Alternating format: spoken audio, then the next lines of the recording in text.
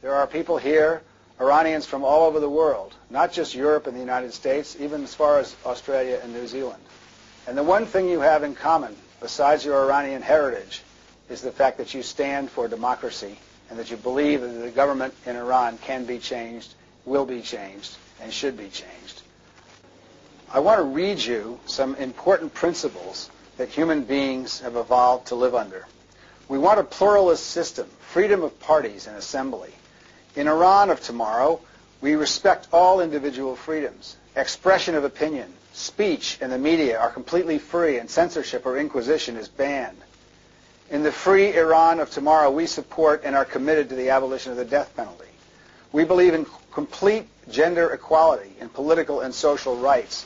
We are committed to the Universal Declaration of Human Rights and international covenants and conventions, including the International Covenant on Civil and Political Rights, the Convention Against Torture, and the Convention on the Elimination of All Forms of Discrimination Against Women.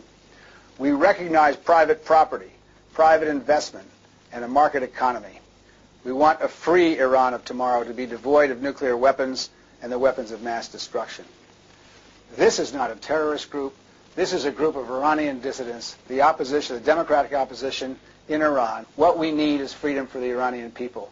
The brave people who 2 years ago went into the streets of Tehran to protest against a corrupt regime and a dictatorial group of people who engage in torture and murder to maintain their political regime. We can do better than this. The Iranian people can do better than this, and the Iranian people will do better than this. This is a great civilization going back nearly 3,000 years. You are the people who will lead us in the future, the people who have subscribed to these policies. This is an important thing not just for the Iranian people, not just for the MEK. This is an important thing for 3,400 innocent civilians. Those civilians in Camp Ashraf were disarmed by the United States 5 years ago. The FBI went through every single background of the people in Ashraf. Not one terrorist did they find. The American military gave everyone in Camp Ashraf a piece of paper saying that the United States would protect them if they would willingly disarm, and they have done so.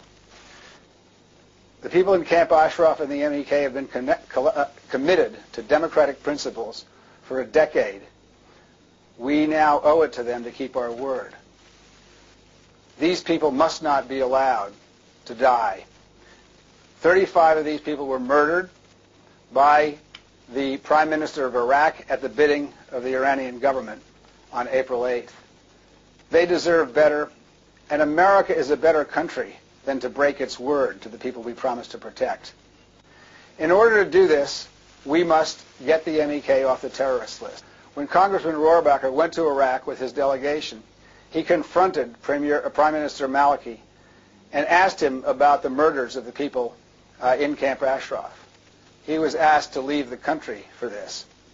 The truth of the matter is that Prime Minister Maliki has committed mass murder in Camp Ashraf, that he is doing the bidding of the Iranians, and that we can do better than this. This is about not just the MEK, not just the Iranian people. It's about the future of Iraq and the future of America. If America can't stand up for innocent civilians who want nothing more than a democratic government in Iran, who will they stand up for? We can do better than this as a country. This is as much about my country as it is about Iran. There are some extraordinary things that are happening. We thank Congressman Rohrabacher for his brave actions and for confronting what the American government would previously not confront. We need to get the MEK off the terrorist list. The British courts have demanded they be removed from the terrorist list, and in the UK they complied. The French courts have demanded they be removed from the terrorist list, and in the EU they have complied, and the French courts found no evidence that the MEK had engaged in terrorist activities in the last 20 years. The American courts have said that this MEK did not get due process and ordered the State Department to review the terrorist listing. The State Department has not done that yet. They are overdue by nearly 6 months. We owe this to the people in Ashraf to keep our promises. America must change this policy. We must stand up for democracy in Iran, not just talk about it. The idea that there's such a thing as a moderate in the Iranian government is an idea whose time has come and gone.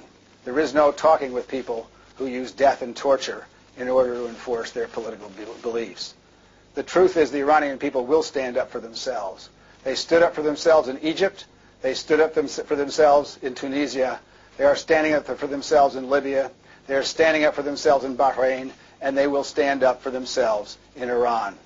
We must give the moral support to do the right thing, to make it possible for the Iranian people to fight for what they deserve, a democratic country with freedom for all. With that, I am with you.